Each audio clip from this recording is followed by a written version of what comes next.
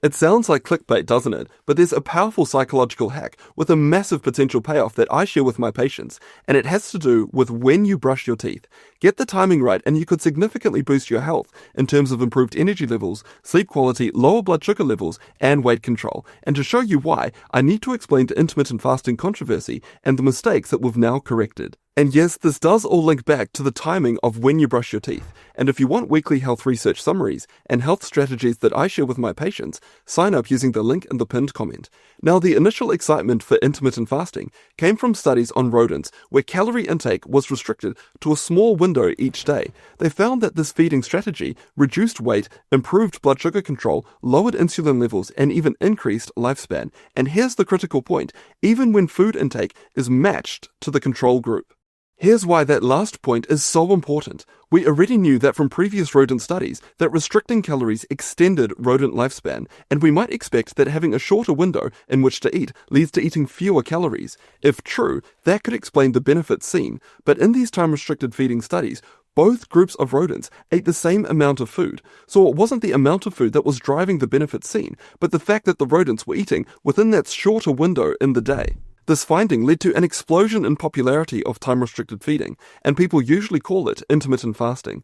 And even for those who don't need to lose weight, it was hoped that if humans also ate within a small window each day, we too could live longer and be healthier. So does this eating strategy offer the same benefits for humans as it does for rodents? Well, first we need to understand what's going on. Why was time-restricted feeding having this impact on rodents? So when the rodents were in this fasting period each day, scientists took biopsies, and they found that a process called autophagy was occurring in the cells of these mice. Autophagy is the cell clearance process, where old, damaged components are flushed away so that new components can be built. The evidence suggests that autophagy can play an important role in extending lifespan. So that sounds really exciting, but we, of course, are not rodents. What does the human clinical research show?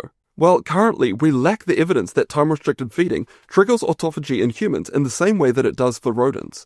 This might be because the metabolic syndrome of rodents differs so much to ours. You've probably heard of dog years, the idea that dogs age 7 years for every 1 human year, and something similar is true for rodents. 1 rat day is around 27 human days, so that means we might need to fast for several days to see the same effects that the rats experienced by fasting for just a few hours. Especially when you consider that our liver stores energy in the form of glycogen, and it can take up to 48 hours to burn through our glycogen stores before autophagy can be meaningfully activated.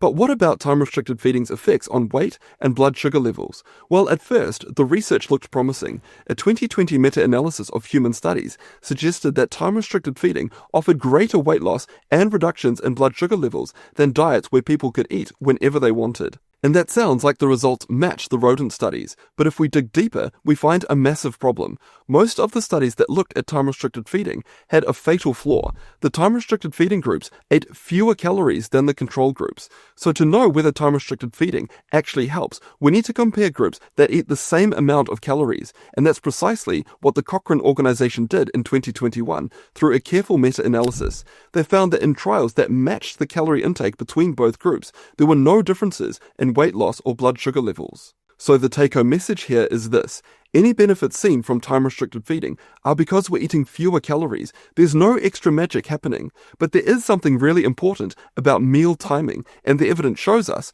that most of us are getting this wrong, and it relates back to when we brush our teeth. Our bodies have a natural rhythm called the circadian rhythm, and we go through a sleep-wake cycle over a period of 24 hours, and it isn't just about whether we're awake or not. Many other bodily functions follow this daily cycle, and this includes digestion. So when we eat impacts how our bodies handle food, and for many of us in the West, our eating follows this pattern. We have a light breakfast, a medium lunch, and a heavy dinner, and we're often eating that dinner relatively late. And even those practicing a time-restricted feeding strategy often do something similar. They'll skip breakfast and pack most of their calories in the later part of the day, but this is not the best approach. Part of the reason why is connected to weight. Maintaining a healthy body mass index is a crucial factor in overall health, and one analysis of over 500,000 adults with a follow-up of 20 years found this striking connection. The risk of all-cause mortality was 21 to 108% higher for those with a body mass index of 30 and above.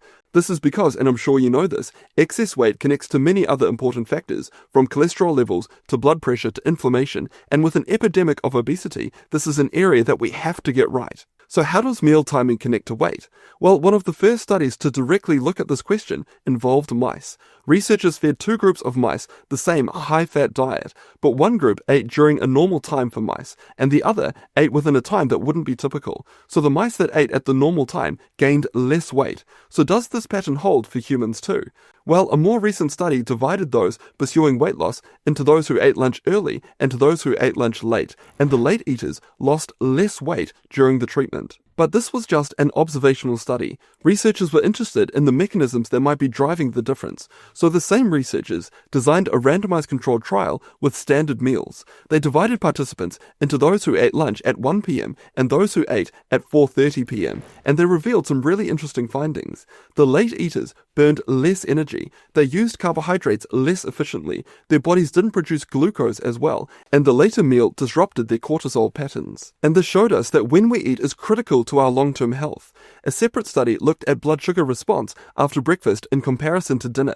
The participants ate the same meal at both times, and the results were similar to the study with lunch. The meal eaten later in the day elevated blood sugar levels a lot more compared to when it was eaten in the morning. And this isn't just a matter of blood sugar control. Additional research found that morning meals stimulate our body to burn more calories compared to the same meal eaten in the evening. Together, these results point to two important principles. Timing matters. Earlier the better because of how our bodies respond. And secondly, the distribution of calories matter. Intuitively, since we process foods better in the morning, having more of our calories in the morning should help if we want to manage our weight. But does the research back up that second principle? Well, one study randomized participants into two groups. One group ate a typical Western pattern, so a light breakfast, larger dinner, and the biggest meal was at dinner. The other group did the complete opposite, but the total calories eaten was identical between the two groups. So what happened? Well, the bigger breakfast group lost more weight. They also saw bigger improvements in terms of their blood sugar control. The data that we've looked at so far would lead us to expect these outcomes, but two other findings are surprising. First is that the big breakfast group had a whopping 33.6% decrease in triglycerides. So triglycerides are a common form of fat that's found in the blood. Elevated triglycerides are a risk factor for heart disease and are associated with metabolic syndrome. So a drop like this is a big deal. But in contrast, the bigger dinner group had their triglyceride levels rise by almost 15%.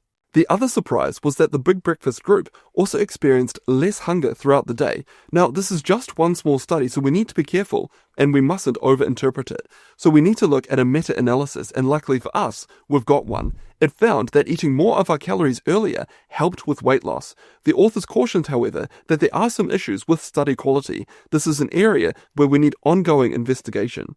But from the evidence that we have so far, including a strong connection between later eating and higher body mass index, it looks like our best strategy is to reverse the normal Western eating pattern. So I tell my patients to eat breakfast like a king, lunch like a prince, and dinner like a pauper, and shoot for an early dinner. But what's early when it comes to dinner?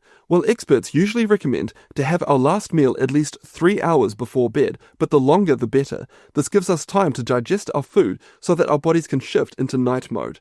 If we have an early light dinner and stop eating, our body focuses on repair instead of digestion, which helps to improve sleep quality. And we've probably all experienced this. If we eat a late, heavy meal, we may have trouble sleeping, but even if we can fall asleep, our sleep quality is not going to be nearly as good. So a population-based observational study shows this problem is common. It looked at people's sleep quality when they ate less than an hour before bed.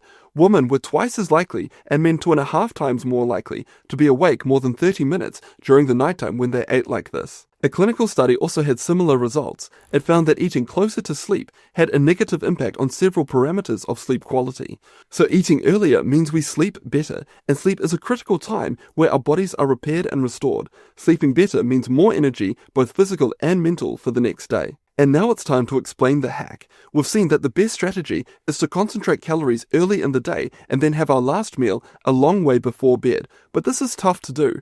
Many of us are in the habit of reaching for a snack close to bedtime. The solution is to start a new habit. So half an hour after I eat dinner, I brush my teeth. This gives my mind a clear boundary that my teeth are clean and I'm done eating for the day. It's super simple but effective. A couple of weeks and this becomes a habit that we don't need to think about, and we automatically fall into a pattern of eating that's a lot better for our long-term health. And of course, it isn't just meal timing that matters. When we're eating an early dinner, we need to pay attention to what's in it. So make sure to check out this next video here to discover what foods we should be prioritizing.